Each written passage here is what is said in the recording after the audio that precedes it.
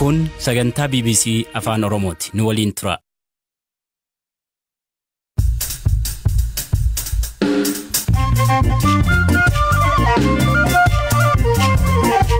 Ashama akka mooltan dhaggeeffattoota keenya sagantaan keenya eegale kan har'aaf qixeessine keessaa sagantaa nyaata addunyaa WFP dasee fi kombolchaatti finciltooti TPLF nyaata waan saamaniif deeggarsa addaan kutuu dubbii himaan UN dubbatan. Food program teams on the ground were not able to prevent of extreme intimidation. Hojjettoonni dhaabbatichaa saamicha mudate hambisuu hin dandeenye. Sababni isaa hidhattoonni afaan qawween doorsisaa waan turaniif. Ergamaan addaa US Jeffrey Feltman dhimma Itoophiyaa irratti mari'achuuf gara UAE Tarkii fi Masrii imaluun maal hima?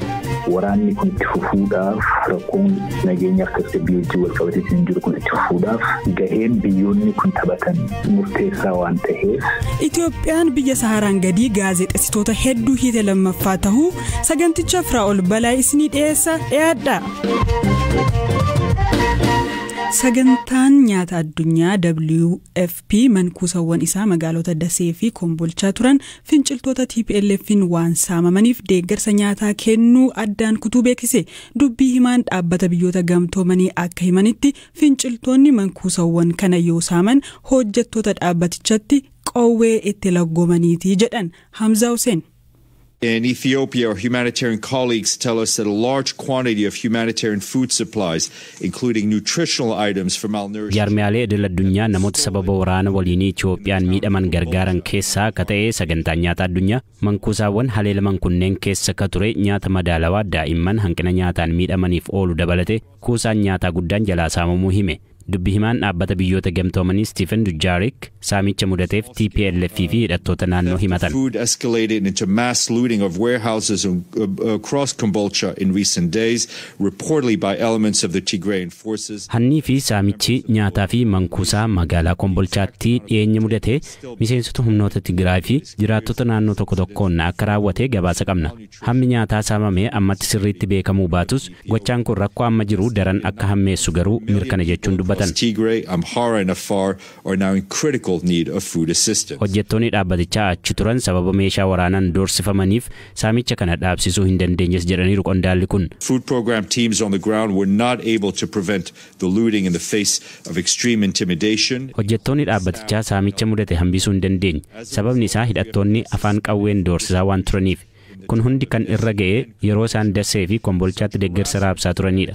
Haalli kun sochii nutii fi UN uummata rakkataa gargaaruuf goonu ka duubatti deebisuu fi ifaajee keenyas kan gadi xiqqeessuudha. Har'aa fi kaleessas konkolaattonni gargaarsaa keenya 3 hidhattootaan fudhatamuun tajaajila isaaniif oolfamaniiru jechuun rakkoo irra ga'aa jiru dubbatan. Also yesterday and today 3 WFP trucks used for humanitarian. Waraana kaaba Itoophiyaatiin walumaa galatti namoonni miliyoona 9 ol deeggarsa midhaan nyaataa akka barbaadan dhaabbati biyyoota gamtoomanii ibseera. Saamichi mankuusaawwan kanarratti raawwatame rakkoo hanqina nyaataa duraanuu hammaataa ture daranuu hammeessuu danda'a yaaddoo jedhu qabaachuu hima UN. TPLF dhimma kanarratti amma dura deebiin kennine.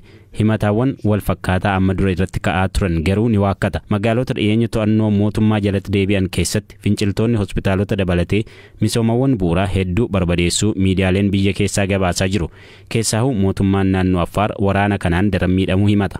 Hoogganaan biiroo fayyaa naannoo Affaar obbo Yaasin Habib bu'uuraaleen misooma fayyaa waraana TPLF'n barbadaa'uun damee fayyaa akkaan laaffiseera jedhan. ሙሉ ለሙሉ በሚባል ደረጃ አንድ ሆስፒታል ከ60 በላይ ጤና ተቋማትን ነው እንግዲህ ሙሉ ለሙሉ ዲስትሮይ ያደረጉት እና አጠቃላይ ጤና ጃርሚያሌ ፈያ ጉቱማት ሰደርካ ጀዳሙን በርበዴሰን ሆስፒታላ tokkoo fi walumaa galatti dhaabbileen fayyaa 60 caalan guutummaatti barbadeessanii deeman walii galatti damee fayyaa fi sirna kenniinsa fayyaa ajjeesanii deeman buufataalee fayyaa 17 hospitaala tokko kellaawwan fayyaa 42 ta'an balleessan marfee tokko osoo hin hambisiin meeshaalee fayyaa saamanii deeman yeroo ammaa tajaajila fayyaa kennuun baay'ee rakkisaadha sirni fayyaa bututeera keessattuu buqqaatotaa fi daa'imman akkaan miidhamaa jiru hawaasa diigame bakkatti deebisuun mataansaa qormaata guddaadha. ከዛ በተረፈ ደግሞ የህፃናት ስነ ምግብ በጣም አደገኛ ሁኔታ ውስጥ ነው ያለው አሁንም እነሱን ወደ ቦታ ለመመለስ ስራ አይደለም።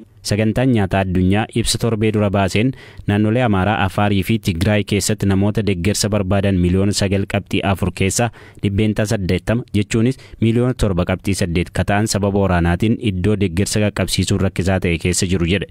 Lakkoofsi namoota deeggarsa barbaadanii naannoo Amaaraa keessatti akkaan dabaluu ka hime dhaabbatichi wayita amma naannicha keessa namoonni deeggarsa barbaadan miliyoona 3.7 gahuu hime. UN'tti bakka bu'aa Itoophiyaa kan ta'an Ambaasaadder Taayyee Asqasillaasee mankuusaan sagantaa nyaata addunyaa Kombolchaatti kan saamame TPLF'n ta'uu himanii saamicha mudateef jiraattota naannoo himachuun garuu ta'e jedhanii kanneen miidhamaa jiran yakkuudha jedhan. Humnoonni TPLF konkolaattota fe'umsaa 1,110 ugguranii waraanaaf dhimma ba'aa otoo itti jiranii har'a dubbii himaan UN konkolaattonni 3 humnoota mootummaan qabaman jedhee himachuun dubbii haqa jallisee ta'uu eeran.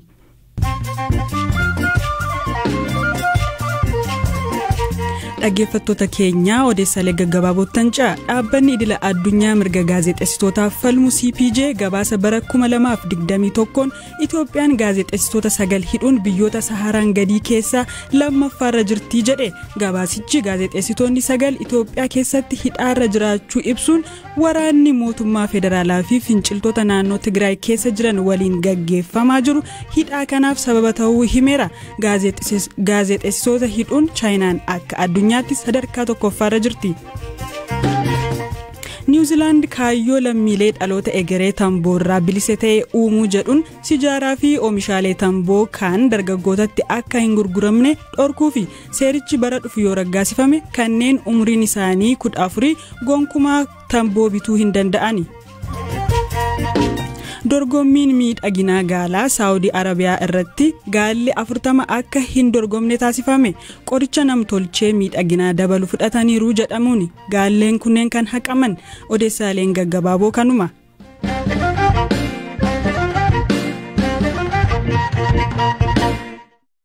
UAE, Turkey, Iran. Gaanfa Afrikaatti ergamaan addaa US Jeffrey Feltman dhimma Itoophiyaa irratti mari'achuuf gara United Arab Emirates, UAE, Turkey fi Masrii har'aa qabee imalu. Dubbii himaan waajjira dhimma alaa Ameerikaa Ned Price ibsa roobii kennaniin mootummaan Ameerikaa lola kanaaf tarkaanfiin waraanaa furmaata hin ta'u jedhee akka amanu yaadachiisan. Ergamni ambaasaaddarichaas waraana kana dhaabsisuuf dippiloomaasii furmaata isa duraa dhumaa fi isa qofa tahee gochuun qaamoleen wal waraanan haal duree tokko malee dhukaasa dhaabuun garaagarummaa isaanii mariin akka furan taasisuudha jedhan. Jeffrey Feltman biyyoota kunneen waliin mari'achuuf maaliif filatanii jechuun siyaasaa fi dhimma nageenyaa baha Afrikaa kan qoratan Dr. Awwal Aloo gaafadheen ture. UAE, Turkey, Iran yeroo ammaa kanatti mootummaa Itoophiyaa wajjin walqunnamtii adda addaa qabanii Chaayinaas dabalate. Keessattiyyuu rakkoo tasgabbii fi nageenyaa wajjin wal qabateetiin atleast waggaa dabre kana eega waraanni Tigraay wajjin eegalame biyyoonni kunniin mootummaa Itoophiyaatiin gargaarsa adda addaa gochaa jiran odeeffannoo jedhutu jira. Kun immoo odeeffannoo qabatama qabuudha.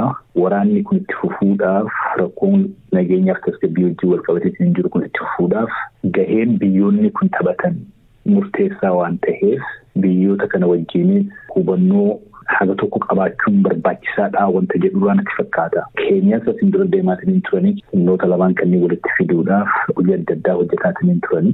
Kanaaf mootummaa keenyaa wajjinis hariiroo akkasii qabaachuun isaa wajjin haasa'uun barbaachisummaa multilateral relationship irratti rakkoo kana hiikuudhaaf kaa'aatiin jiran mootii sanatti fakkaata. Biyyoota kunneen wajjiniin mari'achuun dhugumaan bu'aa dippiloomaasii ni fida. Walumaa galatti immoo bu'aa akkas jedhamu kan murteessaa ta'e fiduu danda'a jettanii yaadduusin? Biyyoonni amma maqaa dhoofne kunniin karaa adda addaatiin gahee adda addaa taphataatiin hin jiran. Meeshaa waraanaa fakkeenyaaf mootummaadhaaf dhiyeessaatiin hin jiranii. Akkasumas Ameerikaan yeroo dheeraadhaaf dhiibbaa adda addaa mootummaa Itoophiyaa irrattis warra Tigraay irrattis godhaatiin hin turan jiranii.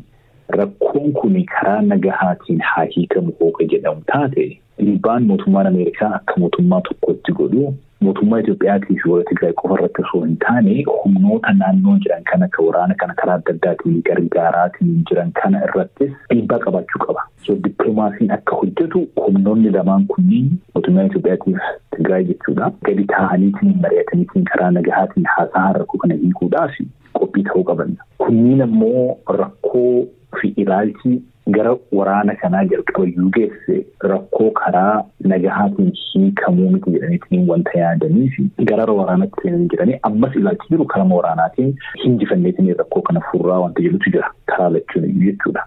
Hagammaas dhiibbaa adda addaarratti godhamaatiin ture reejistii godhaniitiin turaniitiin jiranii ammas yoo mootummoonni addunyaa dhiibbaa humnoonni kun reejistii gochuu hin dandeenye irratti godhaniitiin dhiibbamaan gara nagahaa fidan malee fedhii isaaniitiin gara marii wanta dhufanii fakkaatu wanta ilmaan dura mul'atees waan san deeggaru hin fakkaatu. Kanaaf mootummaan Ameerikaa dhiibbaa adda addaa godhaatiin jiranii akkan ilaalutti warri Tigraay kaluu kana lafaas hin dura qabatanii turan keessaa bahuun isaanis gara tokko kan mul'isu haasawaatiin marii wahii akka jirudha. Kun ammoo gara duubaatti akka hin deebine humnoota amma mootummaa Itoophiyaa gargaaraa jiran kanas hundiniyyuu wal hubannoo tokko akka qabaatu humnoota influensii irratti qaban isaanis dhiibbaa akka godhanii fi wanti kun karaa nagaatiin akka xumatuudha natti fakkaata ilaalchi isaanii. Ultimately kun hin ta'amoo hin ta'uu kan jedhu kan murtaa'u waan adda addaarratti waan hedduurratti tokkoffaa humnoonni lafarratti wal waraanaatiin jiran kunniin waan amma itti deemaatiin jiru kana akkamitti ilaalanii wanti jedhu murteessaadha. Yaani araaraa kan dhiyaate kun bu'aa nu qabaachuu danda'a. Wal amanuu ammoo dandeenya.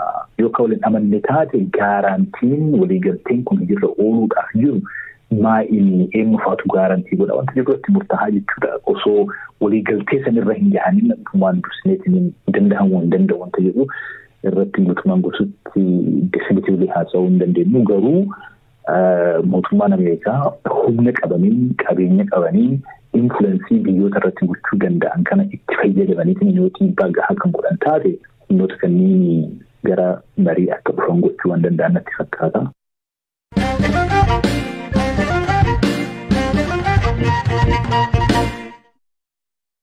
Gaaleen climate anxiety yookiin dhiphina jijjiirama haala qilleensaa jedhu sodaa ho'i dachee dabaluun wal qabatee dhufu ibsa.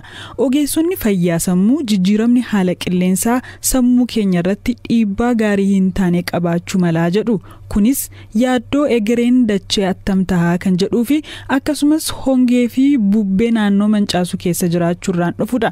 Emma Lawrence London Imperial University irraa dhimma kanarratti hubannoo kenniti. Climate anxiety is one of a few terms that are kind of cropping up, including eco-anxiety. Jijjiirama haala qilleensaa waliin wal qabatee sammuun jeeqamuu, dhiphina jijjiirama haala qilleensaa, yaaddoo geeddaramuu sirnaakkoo, gaaleewwan jedhan addunyaan akka haaraatti walitti jirti. Gaaleewwan kunneen jijjiirama haala qilleensaa sababa godhachuun rakkoo fayyaa sammuu ibsuuf faayidaa irra ooluu jalqabaniiru. Dhugaa yookiin muuxannoo jijjiirama haala qilleensaaf deebii kennuuf miira jabaa fi dhiphinaa kan ibsanidha. Qorannoon joornaalii beekamaa Laanseet irratti ba'e akka agarsiisutti dargaggoonni 10,000 ol biyyoota 10 irraa gaafataman waa'ee jijjiirama haala qilleensaa dhiphina yookiin gaabbinitti dhaga'ama. Jireenya keenya guyyuu irrattis dhiibbaa geessisaa jedhu. Eemaan namoonni kana dura dhibee fayyaa sammuuf saaxilamuu ta'an jijjiirama haala qilleensaa kanaan qaamaan illee miidhamuu danda'u jetti. People with pre-existing mental illness are more physically affected by heat. Namoonni kana dura dhibee sammuuf saaxilamuu ta'an jijjiirama haala qilleensaan qaamaan waan miidhamaniif jijjiiramni kun carraa du'uu isaanii ol aanaa godhuu mala. Jijjiiramni sirnaakkoo fayyaa sammuu irratti waan kafalchiisuuf ifatti beekamuu baatus dhiibbaan isaa guddaadha. Jijjiirama haala qilleensaa kanaan irra jireessaan kan miidhamu immoo biyyoota Afrikaadha. Burundii keessatti barattoonni yuunivarsiitii harka 85 ol lola caalaa balaa uumamaan buqqaaniiru. Haroon Taangaanikaa dabalaa dhufuunis namoonni qe'ee isaaniirraa akka baqatan godheera. Rogeessi jijjiirama haala qilleensaa Burundii Emmanuel Niyoyaa Bikoze akka dhuunfaatti balaan uumamaa dhiibbaa isarra geessise dubbata. Dhiibbaan jijjiirama haala qilleensaa hamaan namoota dhiphina sammuu qaban irratti mul'achaa jira. Kan immoo anillee argaan jira. Dhiibbaan isaas narra gahaa jira. Kanaafan furmaata waaraa barbaada. Namoonni kan abdii kutatan kana dura mana bareedaa qabaatanii amma ala buluu yeroo jalqabanidha.